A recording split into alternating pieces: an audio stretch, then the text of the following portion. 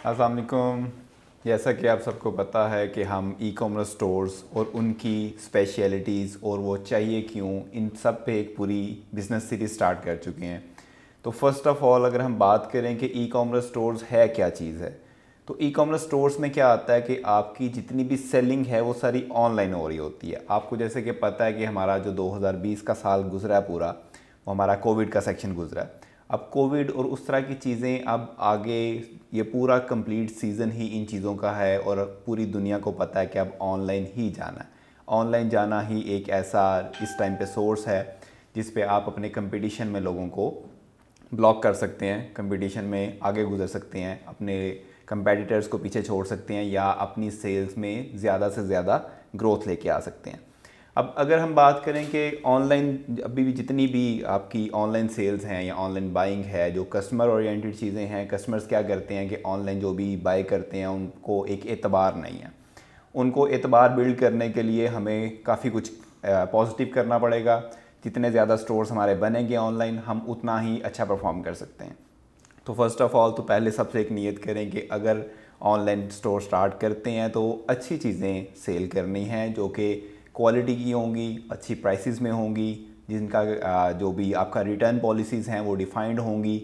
ज़्यादा से ज़्यादा लोग उनसे फ़ायदा उठाएंगे, ना कि जो भी लोग ऑर्डर करें उनको फेक प्रोडक्ट्स चाहिए। जो कि हमारा एक पूरा एक रिदम चल रहा है कि काफ़ी ज़्यादा कंप्लेंट्स आती हैं कि फ़ेक प्रोडक्ट्स आ जाती हैं, ऑर्डर कुछ और किया था आया कुछ और है, साइज़ में इश्यूज़ हैं, कोड दिखाया गया था वो बड़ा अच्छा था लेकिन ये तो बड़ा फारिग सा कोड आ गया है, जूते बड़े अच्छे नज़र आ रहे थे लेकिन जो डिलीवर किए गए हैं बड़े बुरे किए गए हैं।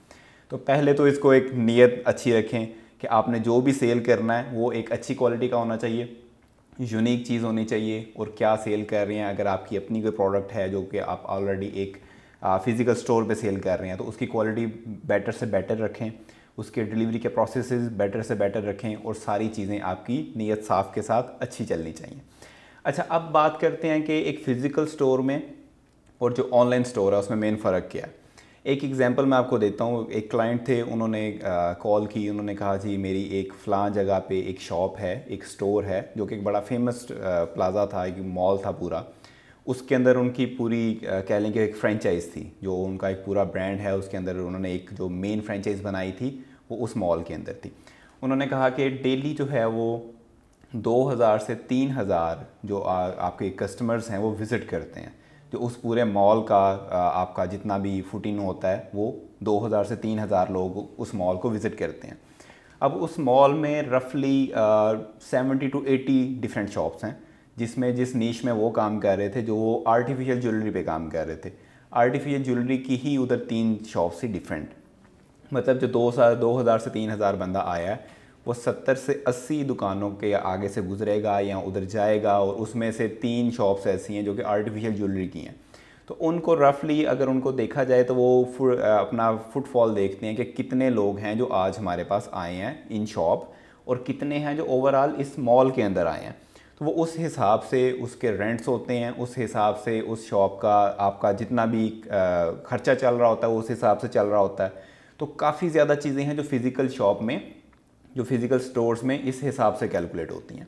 तो उन्होंने कहा कि मेरे पास ये जो स्टोर है फ़िज़िकल, उसकी इस टाइम पे जो है वो मैंने जब स्टोर तैयार करवाया था तो तकरीबन 15 लाख की कॉस्ट आई थी उसकी रेनोवेशन के लिए, उसकी रैकिंग के लिए, उसमें जो जितनी भी मुझे फर्निश करनी पड़ी थी पूरी शॉप उसके लिए।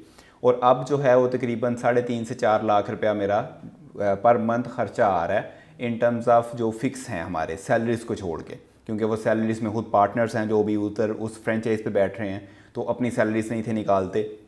तो वो क्या कर रहे हैं कि उनके पास जितना कुछ भी आ रहा है वो 3.5 लाख रुपया ख़र्चा भी कर रहे हैं और उसके बाद उनकी सेल्स की बारी होती है। अब ये एक कंप्लीट चीज़ है जो कि आपके फ़िज़िकल स्टोर की आती है। अगर इसको कंपेयर किया जाए एक ऑनलाइन स्टोर्स में, तो अब ऑनलाइन स्टोर में भी बड़े सारे लोग हैं जो कहते हैं जी 10-15 हज़ार की वेबसाइट बनाएं और काम ख़त्म, वो आपका ऑनलाइन स्टोर बन गया। लेकिन वो बन ज़रूर जाता है, लेकिन वो बिल्कुल ऐसे ही है जैसे आप एक फ़िज़िकल दुकान खोलने लगे हैं तो कहीं पे भी 5000 वाली जो रेंट की शॉप होती है उस पर आप दुकान ले लें, उसमें जाके आप डब्बों में सामान भर के रख लें, ना कोई उधर आने वाला हो, ना उधर कोई प्रॉपरली अगर कोई विज़िटर आ भी जाता है तो उसको नज़र कोई ना चीज़ आए और बड़ा मुश्किल हो उसके लिए प्रोडक्ट जो है वो परचेज़ करना। तो हम क्या करते हैं कि ऑनलाइन स्टोर्स जो बनते हैं वो प्रॉपर बनते हैं। अब प्रॉपर बनने का क्या मतलब होता है कि जो वेबसाइट बनती है उनकी वो एक अच्छी सी वेबसाइट होनी चाहिए, उसके बाद सोशल मीडिया मार्केटिंग उसकी अच्छी होनी चाहिए और सेलिंग टेक्निक्स आपको अप्लाई करनी पड़ती हैं। तो ये था मेन आपका डिफरेंस कि फ़िज़िकल स्टोर और ऑनलाइन स्टोर्स है क्या, आपको फ़र्क क्या है। अच्छा, अब फ़र्क मैं आपको अगली चीज़ें बताता हूँ जो कि सेल्स में है। बड़ी मज़े की चीज़ें आती हैं कि जब आप बात करते हैं कि जी जिस प्लाज़े में हमारा या जिस मॉल में हमारा इस टाइम पे एक स्टोर है, फ़िज़िकल स्टोर, वहाँ पे 2000 से 3000 डेली का विज़िटर है, जो कि ऑब्वियसली 2000 से 3000 आपकी शॉप पे तो नहीं आएगा, लेकिन उस मॉल पे लाजमी आता है। तो आप क्या करते हैं, ऑनलाइन स्टोर जब बनाते हैं तो आपके पास पूरी दुनिया ओपन पड़ी है। आपको ज़रूरत नहीं है इस चीज़ का वेट करने की कि इस मॉल के अंदर कितने लोग आएंगे। आप जितने लोग भी अपनी वेबसाइट पर लेके जाना चाहें आप लेके जा सकते हैं।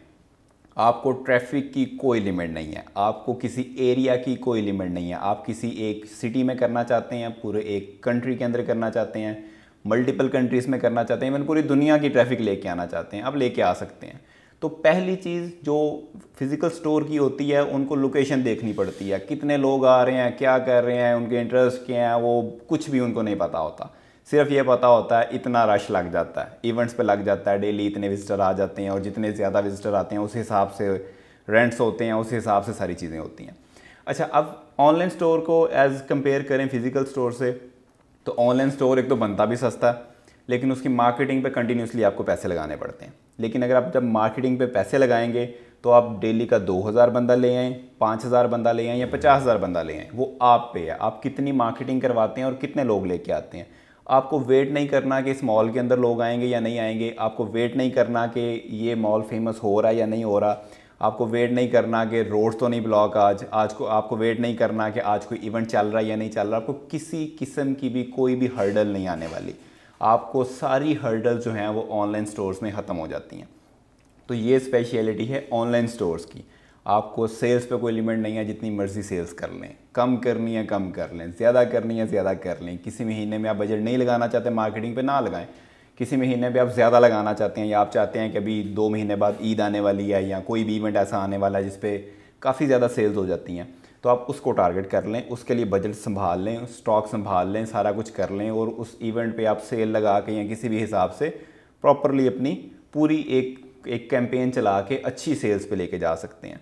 तो आपको कभी भी रश के फेस नहीं करना पड़ता। अब कई दफ़ा ऐसा होता है कि अगर उस मॉल पे ईद के दिनों में या किसी भी इवेंट के दिनों में ज़्यादा लोग आ गए हैं तो वो भी एक हैसल बन जाती है कि आप जी रश पड़ गया, वो उतने विजिटर आ रहे होते हैं आपके पास, वो आपको उतने आपके पास एम्प्लॉय नहीं होते उस शॉप पे कि उन सबको हैंडल कर सकें।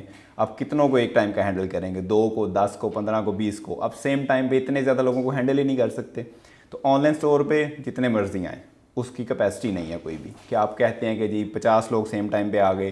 वेबसाइट कभी भी ये नहीं कहेगी कि जी नहीं जी इतने लोगों को मैंने एंटरटेन नहीं करना, अनटिल अनलेस आपने अच्छी वेबसाइट बनाई हो।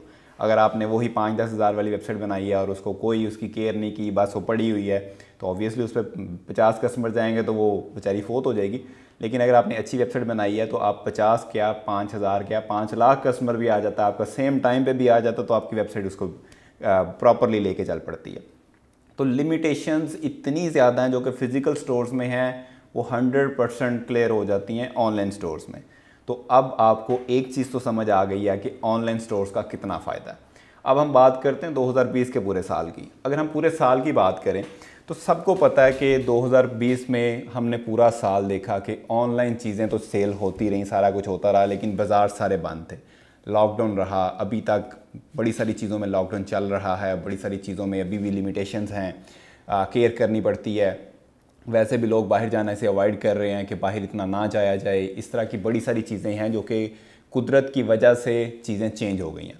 अब आपने क्या करना है, अगर हम ऑनलाइन की बात करते हैं, वंस अगेन हम ऑनलाइन स्टोर की बात करते हैं, आपको कोविड का कोई इशू नहीं है। इस तरह से अगर वो मार्केट्स बंद होती हैं तो इवन आपको उससे ज़्यादा बेनिफिट होना स्टार्ट हो जाता है, क्योंकि लोग बाहर से जाके परचेज़ नहीं कर पा रहे, तो आपका ऐड देखेंगे तो ऑब्वियसली परचेज़ करेंगे, तो आपकी सारी चीज़ें एक एक्स्ट्रा एंगल में सेल होना शुरू हो जाएंगी, आपको उसका फ़ायदा होना शुरू हो जाएगा, बजाय इसके कि जैसे फिज़िकल स्टोर्स को लॉस होना शुरू हो जाता है, आपको फ़ायदा होना शुरू हो जाएगा।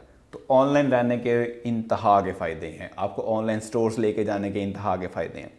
और सबसे लास्ट की अगर बात करूं तो अगर आप एक सिटी में सेल्स कर रहे हैं, आपका फिजिकल स्टोर तो एक बहुत लिमिटेड सी ऑडियंस को पकड़ता है। अगर आप एक सिटी की बात कर रहे हैं तो आप पूरे कंट्री की बात करें।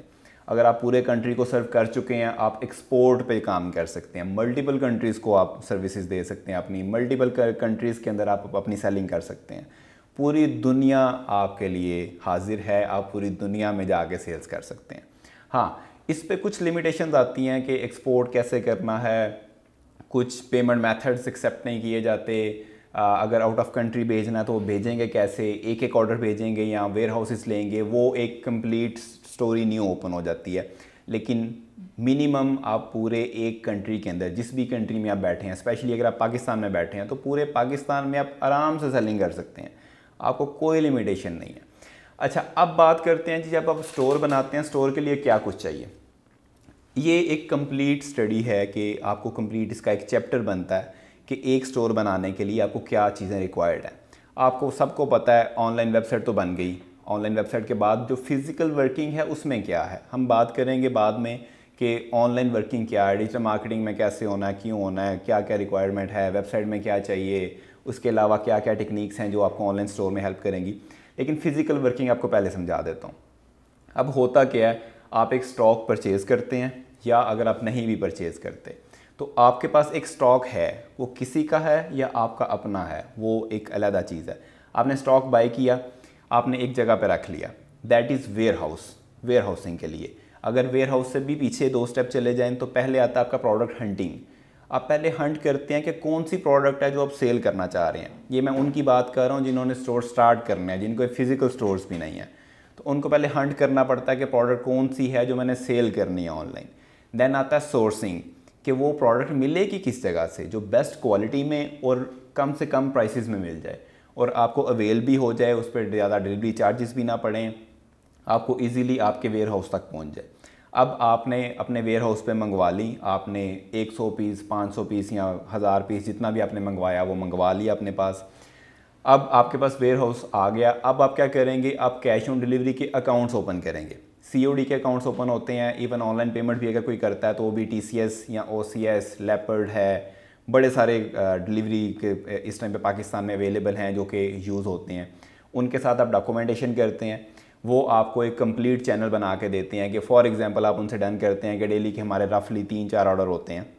स्टार्ट पे वो नहीं होंगे लेकिन आफ्टर सम टाइम 3-4 ऑर्डर आना स्टार्ट हो जाएंगे, तो आपके एरिया में जो भी आपका आउटलेट होगी वो उधर से आपको एक राइडर डेली विज़िट कर लिया करेगा। आपका जो भी वेयर हाउस का एड्रेस है वो शाम को विज़िट करता है या सुबह करता है या दोपहर को करता है, जो भी आप उनके साथ टाइमिंग सेट करते हैं वो टाइमिंग सेट हो जाती है। लेट्स से शाम को 7 बजे की हम बात कर लेते हैं, तो पूरे दिन के जितने भी ऑर्डर हैं आपने पैक करने हैं। उनकी पैकेजिंग का एक कंप्लीट प्रोसेस है कि एक उनकी स्लिप निकलती है, वो अपने स्लिप प्रिंट करनी है, उसके ऊपर डिटेल्स का एक फॉर्मेट होता है स्पेसिफिक, वो आपने फॉर्मेट कर लेना है।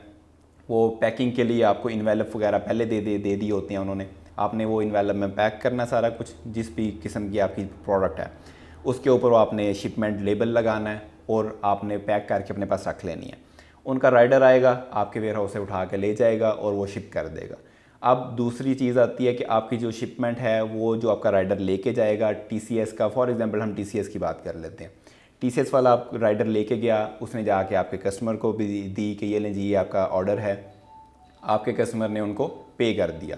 लेट्स से जी 2000 का ऑर्डर था, उसने 2000 पे किया। अच्छा, अब होता क्या है, इनको रेकमेंडेड होता है कि ये पहले पैसे लें उसके बाद पार्सल हैंड ओवर करें, तो वो पार्सल को खोल नहीं सकते पहले, या आपके पास मल्टीपल ऑप्शंस होती हैं कि अगर आप पे बिफोर यू चेक ये कर लें या चेक बिफोर यू पे ये कर लें, कि आपने पहले चेक करना है देन पे करना है या पहले पे करना है देन आपने चेक करना है। ये दोनों पैटर्न होते हैं। तकरीबन सारे जितने भी हमारे डिलीवरी पार्टनर्स हैं वो सारे ये दोनों ऑप्शंस अवेल करवाते हैं।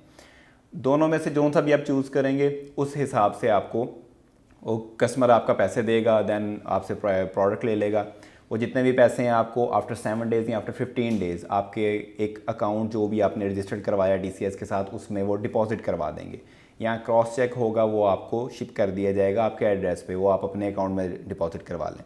जितने ज़्यादा आपके पास ऑर्डर होंगे पर डे उतना आप TCS से अच्छी सर्विसेज ले सकते हैं कि लेट से जी हमें एवरी 7 डे हमारे अकाउंट में भेज दिया करो पैसे, या इवन कुछ ऐसी सर्विसेज भी हैं जो एवरी डे भी भेज देती हैं कि शाम को हम लड़का जब आएगा आपके सारे पार्सल्स पिक करेगा, शाम को इतने बजे आपके अकाउंट में पैसे आ जाया करेंगे।